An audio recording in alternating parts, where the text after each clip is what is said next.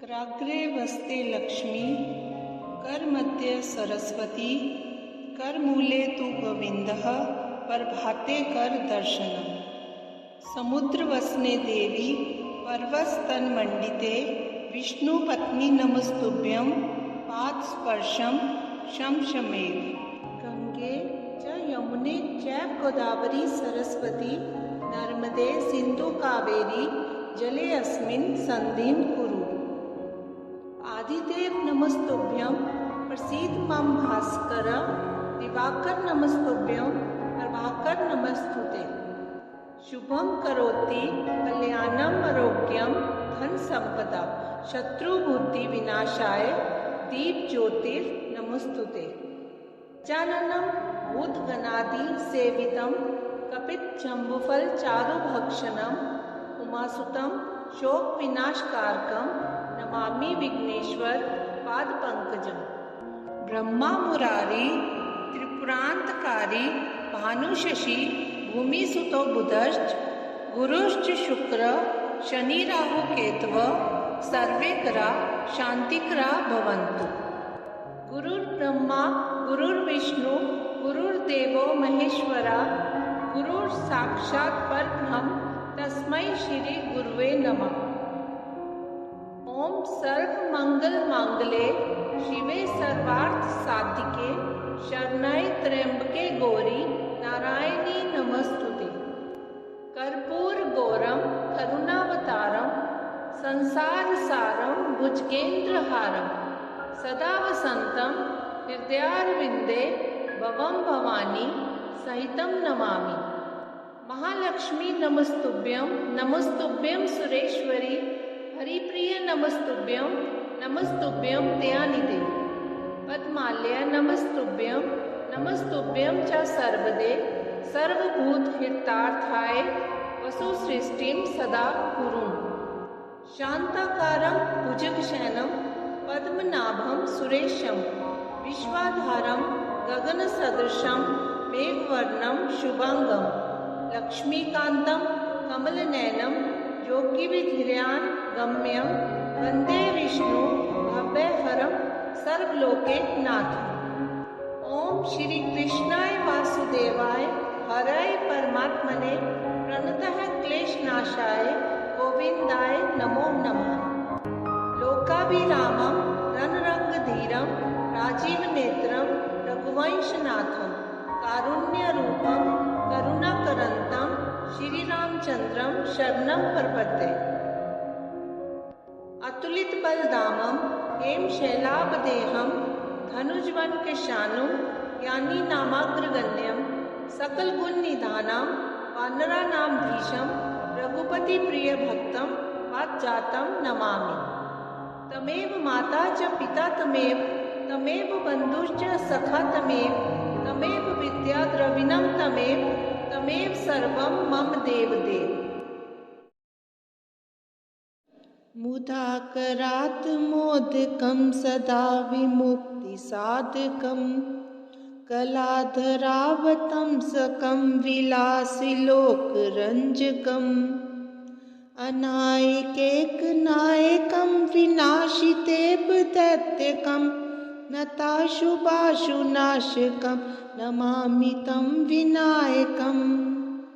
नतेतरातिभीकरं नवोदितार्कभास्वरं, नमत्सुरारिनिर्झरं नतादिकापदुद्धरम्। सुरेश्वरं निधीश्वरं गजेश्वरं गणेश्वरं, महेश्वरं तमाश्रये परात्परं निरन्तरम्। समस्तिलोकशङ्करं निरस्तदैत्यकुञ्जरं, धरेतरोदरं वरं वरे भवक्तमक्षरम्। कृपाकरं क्षमाकरं मुदाकरं यशस्करं, मनस्करं नमस्कृतं नमस्करोमि भास्वरम्। अकिञ्चनार्तिमार्जनं चिरन्तनोक्तिभाजनं, पुरारिपूर्वनन्दनं सुरारिगर्वचर्वणम्। प्रपञ्चनाशभीषणं धनञ्जयातिभूषणं कपोलदानवारणं भजे पुराणवारणम् नितान्तकान्तदन्तकान्तिमन्तकान्तकात्मजम् अचिन्त्यरूपमन्तहीनमन्तरायकृन्तनम् हृदयन्तरे निरन्तरं वसन्तमेव योगिना तमेकदन्तमेव तं विचिन्तयामि सन्ततम् महागणेश पञ्चरत्नमादरेण योऽन्वहं प्रजल्पति प्रभातके हृदि स्मरन् गणेश्वरम् अरोगतां तोषतां सुसाहितीं पुत्रतां समाहितायुरष्टभूतिमभ्युपेति सोचिरात् धराधरेन्द्रनन्दिनी शशाङ्कमौलिसङ्गिनी सुरेशशक्तिवर्धिनी नितान्तकान्तकामिनी निशाचरेन्द्रमर्दिनी त्रिशूलशूलधारिणी मनोव्यथाविदारिणी शिवं तनोतु पार्वती भुजङ्गतल्पशामिनी मोहग्रकान्तभागिनी प्रकाशपुञ्जदायिनी विचित्रचित्रकारिणी प्रचण्डशत्रुदर्शिनी दयाप्रवाहवर्षिणी सदा सौभाग्यदायिनी शिवं तनोतु पार्वती प्रकृष्टसृष्टिकारिका प्रचण्डनृत्यनर्तिका पनाकपाणिधारिका गिरीशऋगमालिका समस्तभक्तपालिका पीयूषपूर्णवर्षिका कुभाग्यरेखमर्चिका शिवं तनोतु पार्वती तपश्चरी कुमारिका जगत्परा प्रहेलिका विशुद्धभावसाधिका सुधासरित्प्रवाहिका प्रयत्नपक्षपोषिका सदार्धिभावतोषिका शनिग्रहादितर्जिका शिवं तनोतु पार्वती शुभंकरी शिवंकरी विभाकरी निशाचरी नभश्चरी धराचरी समस्तसृष्टिसञ्चरी तमोहरी मनोहरी मृगाङ्कमाली सुन्दरी सदोगतापसञ्चरी शिवं तनोतु पार्वती नागेन्द्रहाराय त्रिलोचनाय भस्माङ्गरागाय महेश्वराय नित्याय शुद्धाय दिगम्बराय तस्मै नकाराय नमः शिवाय मन्दाकिनी सलिल चन्दन चर्चिताय नन्दीश्वर प्रमथ नाथ महेश्वराय मंदार पुष्प बहुपुष्प सुपूजिताय तस्मै मकाराय नमः शिवाय शिवाय गौरी वदनाब्ज वृंदा सूर्याय दक्षा त्वरनाशकाय श्रीनीलकंठाय वृषभध्वजाय तस्मै शिकाराय नमः शिवाय वशिष्ठ कुंभोद भवगोतमार्य मुनीन्द्र देवा चितशेखराय चंदार्क वैश्वा नरलोचनाय तस्मै वकाराय नमः शिवाय यज्ञस्वरूपाय जटाधराय पिनाकहस्ताय सनातनाय दिव्याय देवाय दिगंबराय तस्मै यकाराय नमः शिवाय। पंचाक्षरमिदं पुण्यं ये पठेत् शिवसन्निधौ शिवलोकमावाप्नोति शिवेन सह मोदते।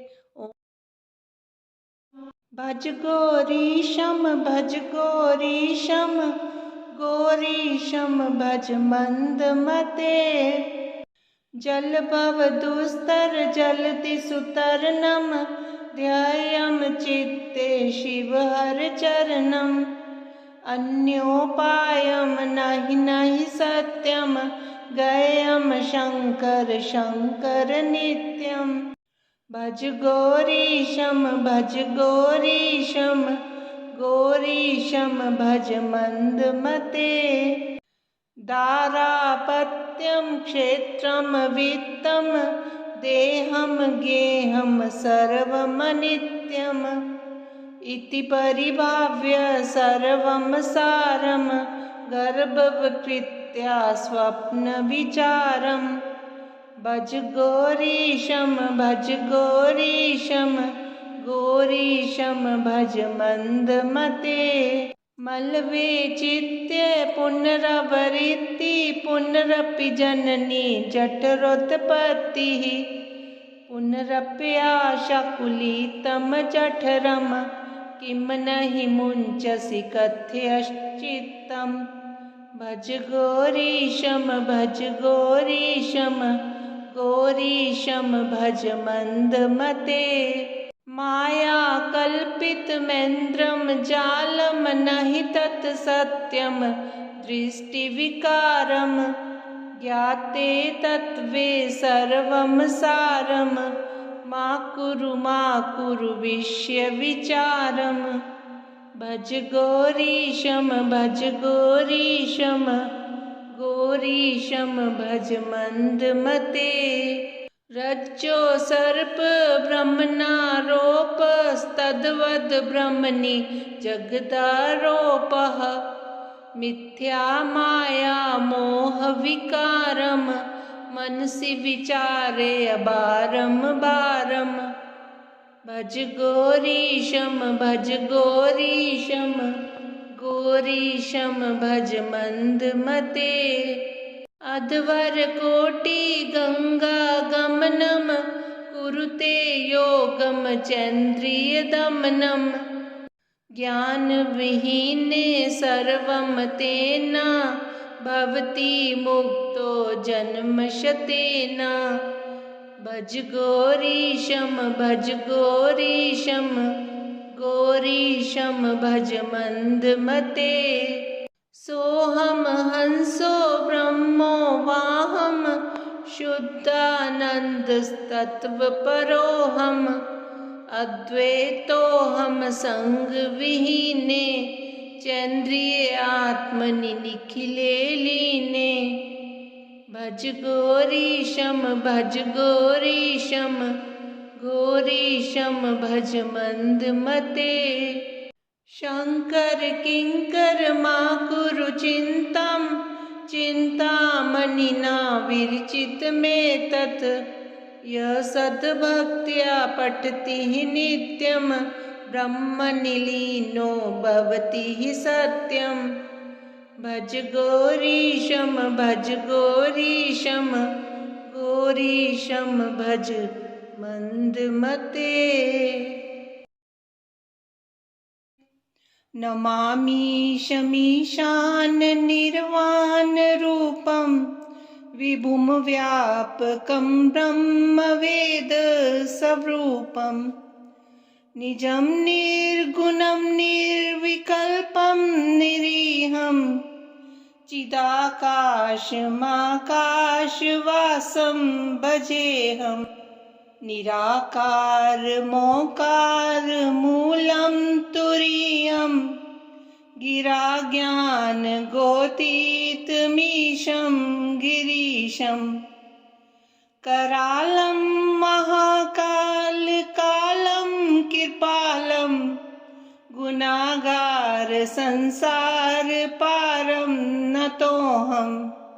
तुषाराद्रिसङ्काशघोरं गम्भीरं मनोभूतकोटिप्रभाश्रीशरीरम् सफुन्मौलिकल्लोलिनी चारुगङ्गा लसद्बालबालेन्दुकण्ठे भुजङ्गा चलत्कुण्डलं भ्रूसुनेत्रं विशालं प्रसन्नाननं नीलकण्ठं दयालम् मृगाधीशचर्माम्बरं मुण्डमालं प्रियं शङ्करं सर्वनाथं भजामि प्रचण्डं प्रकृष्टं प्रगल्भं परेशम् अखण्डम् अजं भानुकोटिप्रकाशम् त्रैशूलनिर्मूलनं शूलपाणिं भजेऽहं भवानी पतिं भावगम्यं कलातीतकल्याणकल्पान्तकारी सदा सज्जनानन्ददाता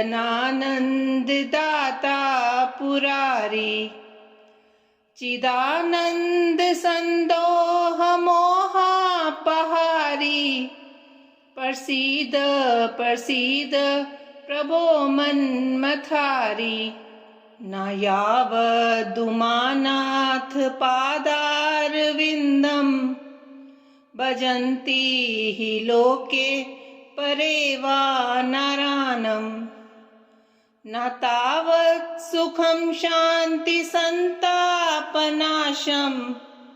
प्रसीद प्रभो सर्वभूतादिवासम् न जानामि योगं जपं नैव पूजां न तोऽहं सदा सर्वदा शम्भुतुभ्यम् जराजन्म दुःखोत्तापेयमानं प्रभो पाहि आपन्नमामीश शम्भो रुद्राष्टकमिदं प्रोक्तं विप्रेण हर्तोष्य ये पठन्ति नरा भक्त्या तेषां शम्भु प्रसीदति। ॐ नमः शिवाय।